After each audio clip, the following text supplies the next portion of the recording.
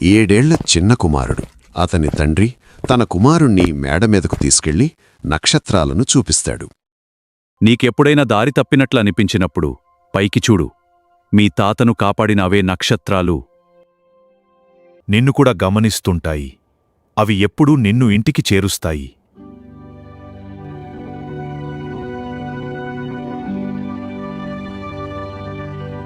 చిన్న కుమారుడు తండ్రి గుండెలకు ఆనుకుని 33 నక్షత్రాలను లెక్కించి నిద్రపోతాడు. తండ్రి అతడిని వదలలేక తెల్లవార్లు అలానే పట్టుకుంటాడు. యూదయ కొండలపైన ఉన్న ఒక అందమైన తోటలు, ఆలివ్ తోటలు, ద్రాక్ష తోటలు మరియు గోధుమ పొలాలతో నిండిన ఒక అందమైన ఆస్తి.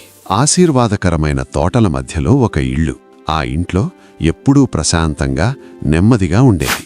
తండ్రి ఎంతో కష్టపడి పొలంలో తన 2 కుమారులను పెంచాడు.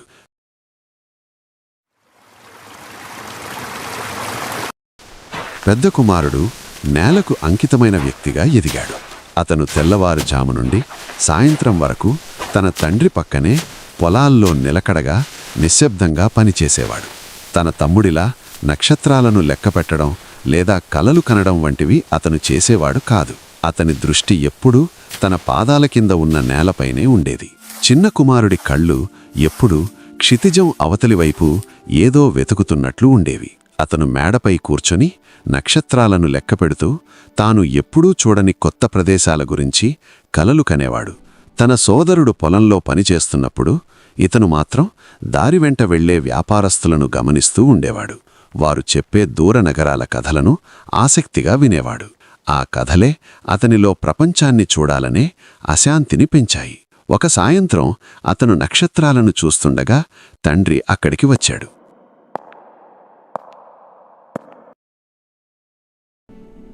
నక్షత్రాలను లెక్కబడుచున్నావా? ఎన్నడూ చూడని ప్రదేశాలను లెక్కిస్తున్నాను.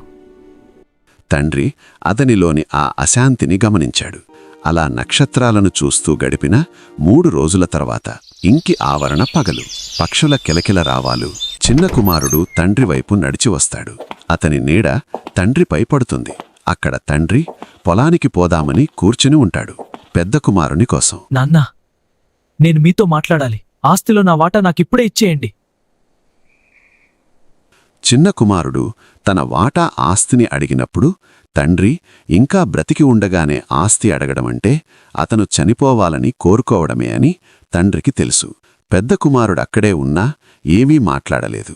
సంప్రదాయం ప్రకారం అతను తండ్రి గౌరవాన్ని కాపాడాలి. కాని అతను చేతులు కట్టుకొని ముఖాన్ని రాయిలా మార్చుకొని నిశ్శబ్దంగా చూస్తూ ఉండిపోయాడు. నువ్వు ఏమడుగుతున్నావో నీకు తెలుసా నాన్నా? తెలుసు. సరే, అది నీదే. ఏమీ మాట్లాడకుండా అంగీకరించాడు. తన జీవితాంతం ఎండలో కష్టపడి సంపాదించిన వెండి మరియు బంగారు నాణేలను వణుకుతున్న చేతులతో లెక్కించి ఒక లెదర్ బ్యాగ్లో పెట్టి తండ్రి తన కుమారుణ్ణి తన పక్కన కూర్చోమని కోరాడు. తండ్రి కుమారుని తల ప్రభువు మీద నిన్ను చెయ్యి ఆశీర్వదించి పెట్టి, కాపాడునుగాక.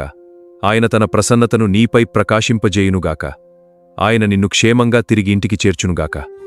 ఆశీర్వాదమిచ్చి వెండి మరియు బంగారు నాణేలు కొడుక్కి ఇచ్చాడు. అది కేవలం డబ్బు మాత్రమే కాదు, ఆయన ఒక జీవితకాలం చేసిన శ్రమకు చిహ్నం. మరుసటి రోజు ఉదయం మంచు కురుస్తున్న సమయంలో అతను బయలుదేరాడు. అతను వెళ్లేటప్పుడు తన తండ్రి గదిలోకి వెళ్లి చూడలేదు. ఇంటి గేటు వద్ద తండ్రి నిశ్శబ్దంగా వేచి ఉండగా కుమారుడు గుడ్ బై చెప్పి పొగమంచులోకి నడుచుకుంటూ వెళ్ళిపోయాడు. అతను కనీసం ఒక్కసారి కూడా వెనక్కి తిరిగి చూడకుండానే తన తండ్రికి మరియు ఇంటికి దూరంగా వెళ్ళిపోయాడు. కుమారుడు పొగమంచులో కనుమరుగయ్యే వరకు తండ్రి గేటు వద్దే నిశ్శబ్దంగా నిలిచి ఉండి చూస్తూ ఉండిపోయాడు. ఆ రాత్రి తండ్రి తన గదిలో మోకాళ్ల మీద పడి కన్నీరు మున్నీరుగా విలపించాడు. మరుసటి రోజు నుండి ప్రతిరోజూ ఉదయం తన కుమారుడు తిరిగి వస్తాడనే ఆశతో గేటు వద్ద నిలబడి దారివైపు చూడడం ప్రారంభించాడు. కుమారుడు నగరానికి చేరుకోగానే ఆ నగరం అతనికి రాతితో నిర్మించిన ఒక కలలా అనిపించింది. అక్కడ ఎత్తైన గోడలు, రద్దీగా ఉండే వీధులు మరియు ప్రతి ఇంటి ద్వారం నుండి వినిపించే సంగీతాన్ని అతను చూశాడు. మరియు అక్కడి గాలిలో కాల్చిన మాంసం వాసన, విదేశీ సుగంధాల సువాసన అతనికి కొత్త అనుభూతిని ఇచ్చాయి. అతను ధనిక ప్రాంతాలలో నివసిస్తూ ఊదా మరియు ఎరుపు రంగుల ఖరీదైన వస్త్రాలను ధరించిన ప్రజలను చూశాడు. ఒక ధనిక ప్రాంతంలో పెద్ద ఇల్లును అద్దెకు తీసుకున్నాడు మరియు ఊదా ఎరుపు రంగుల ఖరీదైన వస్త్రాలను కొనుగోలు చేశాడు.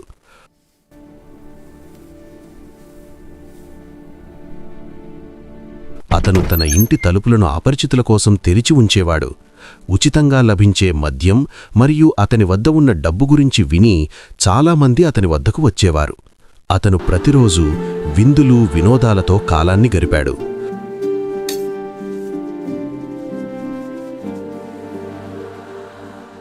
మోహన్ అనే వర్తకుని కుమారుడితో అతను సన్నిహితంగా ఉండేవాడు. జీవితం అంటే ఎంజాయ్ చేయడం మాత్రమే అని మోహన్ అతన్ని ప్రోత్సహించేవాడు. తన చుట్టూ ఉన్న జనం తను పేరును జపిస్తూ పొగుడుతుంటే అతను మురిసిపోయేవాడు. చిన్న కుమారుడు నగరంలో మోహన్తో కలిసి విందులు వినోదాల్లో మునిగి ఉన్న సమయంలో ఒక సేవకుడు అతనికి ఒక ఉత్తరాన్ని అందించాడు. ఆ ఉత్తరంపై ఉన్న తన తండ్రి చేతిరాతను, నిదానంగా జాగ్రత్తగా రాసిన అలవాటైన రాతను అతను వెంటనే గుర్తించాడు. తండ్రిపై ఉన్న కోపంతోనో లేదా తన విలాసవంతమైన జీవితంలో కలిగిన అహంకారంతోనో అతను ఆ ఉత్తరాన్ని విప్పి చదవకుండానే మంటల్లో పడేశాడు. ఆ సమయంలో అతను తన చుట్టూ ఉన్న స్నేహితుల పొగడ్తల్లో మునిగిపోయి తన తండ్రి ప్రేమను మరియు ఇంటిని పూర్తిగా మరిచిపోయి ఉన్నాడు.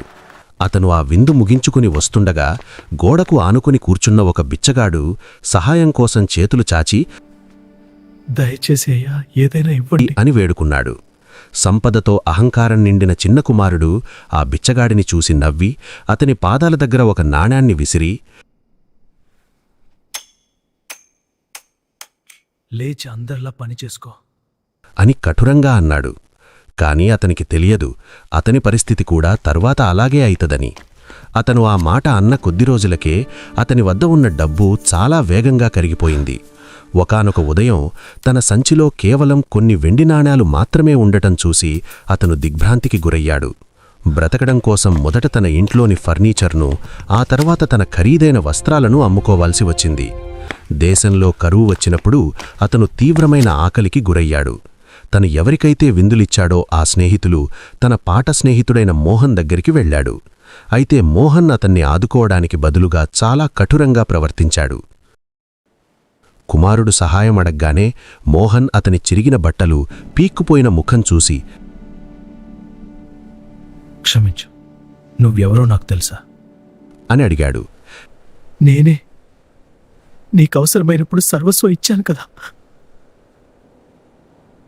అని కుమారుడు గుర్తుచేసినప్పటికీ మోహన్ ఏమాత్రం కనికరం లేకుండా, నువ్వు నన్ను మరెవరితోనో అనుకుని పొరబడుతున్నావు అని చెప్పి తలుపులు మూసివేశాడు. తర్వాత ఇతర స్నేహితులు కూడా అతన్ని తమ ఇళ్లలోకి రానివ్వలేదు. దీంతో అతను ఆ రాత్రి మొదటిసారి వీధిలోనే చల్లని రాళ్లపై నిద్రించాల్సి వచ్చింది. సంపద ఉన్నప్పుడు తన చుట్టూ తిరిగిన స్నేహితుడు కష్టకాలంలో కనీసం గుర్తుపట్టడానికి కూడా ఇష్టపడలేదని గ్రహించిన కుమారుడు ఆ సమయంలో తీవ్ర నిరాశకు లోనయ్యాడు. ఆకలి భరించలేక అతను నగరాన్ని విడిచిపెట్టి పని కోసం ఒక పొలం నుండి మరొక పొలంలోకి తిరిగాడు. కాని చాలామంది అతనికి పనివ్వడానికి నిరాకరించారు. చివరకు ఒక రైతు అతన్ని పందులను మేపమని పనిచ్చాడు. ఒక యూదుడికి ఇది అత్యంత అపవిత్రమైన మరియు తక్కువ స్థాయి పని అయినప్పటికీ ఆకలి వల్ల అతను దానికి అంగీకరించాడు. అతను పందుల దొడ్డిలోని మురికిలో, బురదలో నివసించాల్సి వచ్చింది. అక్కడంతా వ్యర్థాల కంపుతో, ఈగలతో నిండి ఉండేది. అతని ఖరీదైన వస్త్రాలు మురికిగా మారిపోయాయి మరియు ఆకలి వల్ల అతని ఎముకలు బయటకు కనిపిస్తున్నాయి. ఆ రైతు అతనికి సరిగ్గా ఆహారం ఇచ్చేవాడు కాదు. ఆకలి తట్టుకోలేక పందులు తినే పొట్టును కూడా తినాలని అతను ఆశపడ్డాడు. కాని పందులు ఆత్రంగా తింటున్న ఆ ఆహారాన్ని కూడా తినలేని తన స్థితిని చూసి అతను ఎంతో కుంగిపోయాడు. మురికి నీటిలో తన ముఖాన్ని చూసుకున్నప్పుడు తాను ఎంతలా దిగజారిపోయాడో అతనికి అర్థమైంది. రాత్రి అతను ఆకాశం వైపు చూడగా నక్షత్రాలు కనిపించే. అప్పుడు అతనికి తన తండ్రి నేర్పిన నక్షత్రాల పాఠం గుర్తొచ్చింది. నువ్వు దారి తప్పినట్లు అనిపిస్తే పైకి చూడు, అవి నిన్ను ఇంటికి చేరుస్తాయి. తన తండ్రి దగ్గర పనిచేసే కూలీలకు కూడా కడుపునిండా అన్నం దొరుకుతుందని, తాను మాత్రం ఇక్కడ ఆకలితో చనిపోతున్నానని అతను గ్రహించాడు. అందుకే ఆ పందుల దొడ్డిని వదిలి తన తండ్రి వద్దకు వెళ్లి క్షమాపణ కోరాలని, కనీసం ఒక కూలీగానైనా పనిచెయ్యాలని నిశ్చయించుకొని ఇంటివైపు బయలుదేరాడు. అతను ఆకలితో బలహీనంగా ఉన్నప్పటికీ ఇంటివైపు తన ప్రయాణాన్ని ప్రారంభించాడు. అక్కడ ఒక ఇల్లుకాడికి వెళ్ళి తాను ఆహారం అడిగినప్పుడు వారు అతనికి 2 రొట్టెలిచ్చారు. 2 రొట్టెల్లో ఒక రొట్టె తిని మరి ఒకటి బ్యాగ్లో పెట్టుకొని మరికొంత దూరం ప్రయాణం చేశాడు. చెప్పులు లేకపోవడంతో పదునైన రాళ్ళు అతని పాదాలను గాయపరిచాయి. ఎండకు అతని చర్మం కాలిపోయింది. ఒక సాయంత్రం బావి దగ్గర విశ్రాంతి తీసుకుని కూర్చుని ఉండగా అక్కడ ఒక వృద్ధురాలు ఖాళీ గిన్నె పట్టుకుని ఉండటం చూశాడు. ఆమె చేతులు వణుకుతున్నాయి మరియు ఆమె కళ్ళు ఆకలితో అలమటిస్తున్నట్లు అతనికి అనిపించింది. తన సంచిలో తనకోసం మిగిలి ఉన్న చివరి రొట్టె ముక్కను, అది చాలా పాతది మరియు గట్టిగా ఉన్నా, అతను చూసుకున్నాడు. అప్పుడు అతనికి గతంలో తాను నగరంలో ఒక బిచ్చగాడిని హేళన చేస్తూ నాణాన్ని విసిరిన విషయం గుర్తొచ్చింది. తన తప్పు తెలుసుకున్న అతను తన వద్ద ఉన్న ఆ చివరి రొట్టె ముక్కను 2గా విరిచి సగభాగాన్ని ఆ వృద్ధురాలికి ఇచ్చాడు. ఆ రొట్టెను తీసుకున్న వృద్ధురాలు, దేవుడు నిన్ను దీవించునుగాక, నిన్ను క్షేమంగా ఇంటికి చేర్చునుగాక అని అతడిని దీవించింది. వృద్ధురాలి దీవెనలు తీసుకున్న తర్వాత తన ప్రయాణాన్ని కొనసాగించి తనకు తెలిసిన కొండపైకి ఎక్కాడు. అక్కడ నుండి అతను తన తండ్రి ఆస్తిని మరియు ఆ ఇంటిని చూశాడు.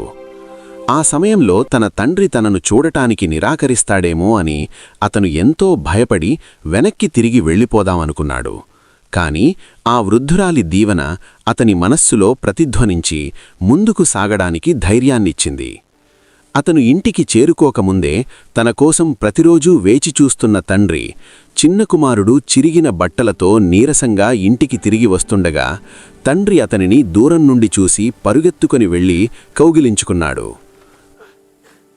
కుమారుడు తన తండ్రి పాదాలపై పడి, పరలోకముకు విరోధంగాను నీ ఎదుట పాపం చేస్తేని ఇక మీద నీ కుమారుడంటే అనిపించుకోవడానికి యోగ్యను కాను నేను అని అన్నాడు. తండ్రి తన సేవకులను పిలిచి అతనికి ఉత్తమమైన వస్త్రాలు, చేతికి ఉంగరం మరియు కాళ్లకు చెప్పులు తొడగమని ఆజ్ఞాపించాడు. సేవకులు ఆ కుమారుని ముందు మోకరిల్లి అతని పాదాలను కడిగారు. ఆ పాదాలు 100 మైళ్ల ప్రయాణపు దుమ్ముతో, పగుళ్లతో రక్తం ఓడుతూ ఉన్నాయి. వారు అతని పాదాలను, చేతులను మరియు ముఖాన్ని కడుగుతుంటే ఆ పందుల దొడ్డికి సంబంధించిన గోధుమ రంగు బురద మరియు మురికి కొట్టుకుపోయాయి. ఆ మురికితో పాటే అతను చేసిన పనుల వల్ల కలిగిన అవమానం కూడా కడిగివేయబడినట్లుగా అనిపించింది. ఆ సాయంత్రం ఇంటి ఆవరణమంతా సంగీతం, నృత్యాలు మరియు నవ్వులతో నిండిపోయింది. పొరుగువారు, సేవకులు అందరూ కలిసి తండ్రి ఏర్పాటు చేసిన గొప్ప విందులో పాల్గొన్నారు. విందులో తాను గౌరవనీయ అతిథి అయినప్పటికీ చిన్న కుమారుడు ఖాళీగా కూర్చోలేదు. చిన్న కుమారుడు అతిథిలా నిశ్శబ్దంగా కూర్చోకుండా ఒక సేవకుడిలా అతిథులకు గిన్నెలు నింపుతూ రొట్టెలు వడ్డిస్తూ తిరుగుతుండగా ఒక వృద్ధ సేవకుడు అతన్ని చూసి ఆశ్చర్యపోయాడు. వృద్ధ సేవకుడు అయోమయంతో, చిన్న యజమాని, మీరు ఇది చేయాల్సిన అవసరం లేదు కదా, మీరు ఈ విందులో ముఖ్య అతిథి. నాకు తెలుసు, కానీ నేను ఇది చేయాలనుకుంటున్నాను అని బదులిచ్చాడు.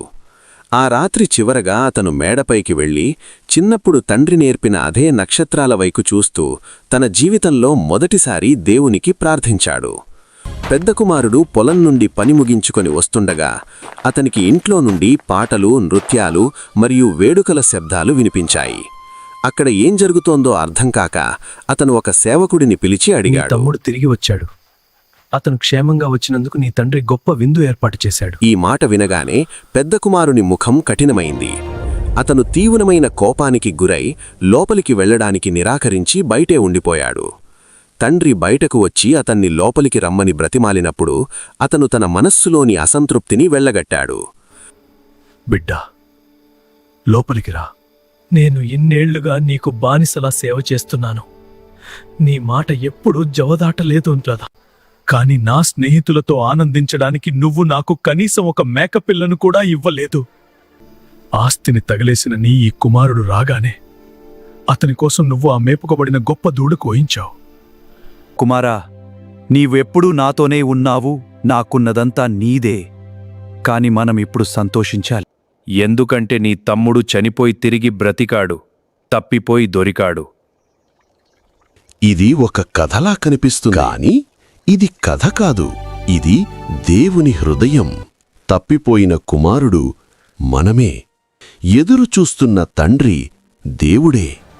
మనము దూరం వెళ్తాం, మనము విరిగిపోతాం, మనము పాపంలో పడిపోతాం, కాని దేవుని ప్రేమ మాత్రం మారదు.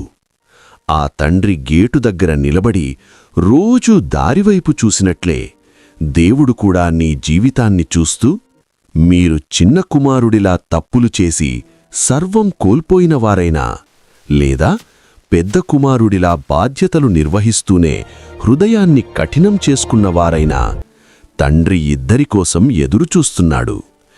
ఎప్పుడా నా బిడ్డ తిరిగి వస్తాడు అని ఎదురుచూస్తున్నాడు.